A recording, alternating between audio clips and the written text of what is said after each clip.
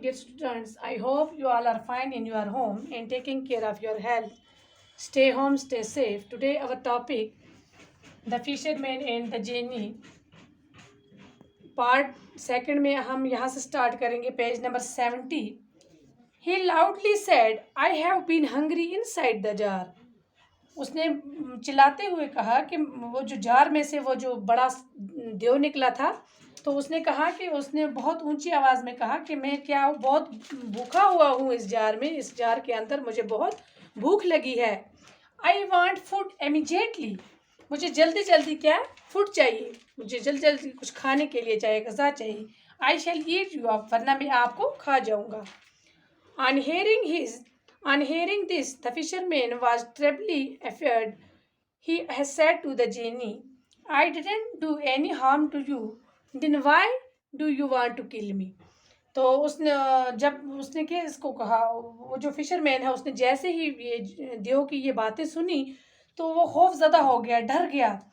तो उसने कहा कि उसने उस जिन से कहा कि मैंने आपको कोई भी नुकसान नहीं पहुंचाया, फिर आप मुझे क्यों खाना चाहते हैं. The fisherman was scared and thought of tricking the genie. He asked the genie how such a huge creature could fit inside a small jar. तो फिशरमैन ने कहा कि आप मुझे कोई एक तजवीज़ सोचनी चाहिए, ट्रिक सोचनी चाहिए. अपने आप को स्क्योर्ड बचाने के लिए मुझे कुछ ना कुछ ट्रिक सोचनी चाहिए इस जिन से मुझे बचाने के लिए. और उसने उस जिन से कहा कि आप कैसे इस पैदाश को, इस बड़ी ह्यूज क्रिएचर्स को आप कैसे ये जार के अंदर, इतना छोटा सा जार है, इसके अंदर आप कैसे इसको बंद कर सकते हो. तो are you challenge my powers. तो जेनी को क्या हो गया, वो उसे बोलता है कि क्या आप मुझे चैलेंज करते हो. किससे बोल रहा है, उस फिशरमैन को. जेनी सेड एंगरली, और उसे गुस्सा आ गया. उसने गुस्से से कहा कि क्या आप मुझे चैलेंज कर रहे हैं. Look the jenny shouted. उसने मतलब चिल्लाते हुए उसकी तरफ देखा. किसकी तरफ, फिशरमैन की तरफ, गुस्से से उसकी तरफ देखा. The genie made itself as little as possible and jumped into the jar. उस जिन ने क्या किया, अपने आप को, गुस्सा हो गया ना कि उसको अपना पावर दिखाना था, तो उसने क्या किया, अपने आप को बिल्कुल लिटिल, छोटा सा बनाया, इतना बनाया कि वो उस जार के अंदर जा सकता, और उसने जंप किया और वो जार के अंदर चला गया.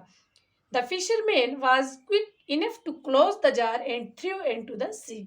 और जो फिशरमैन था उसने जल्दी जल्दी से उसका ढक्कन बंद किया, लिड को ऊपर से बंद किया, और उस जार को किस में फेंक दिया, समुंदर में.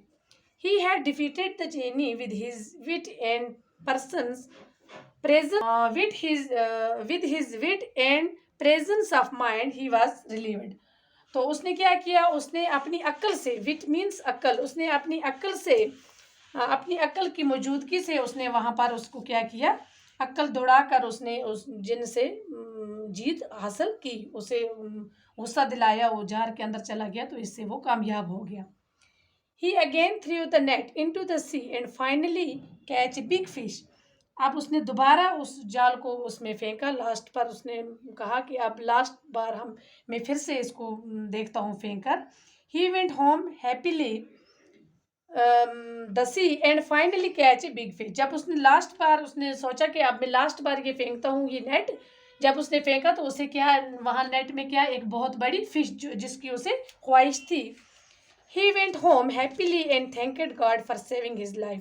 तो वो जब घर वापस गया बहुत खुशी खुशी, और उसने अपने खुदा का शुक्रिया अदा किया, अल्लाह ताला का शुक्रिया अदा किया कि इसने मेरी जान भी बचा दी और मुझे एक बहुत बड़ी मछली भी हाथ लगी.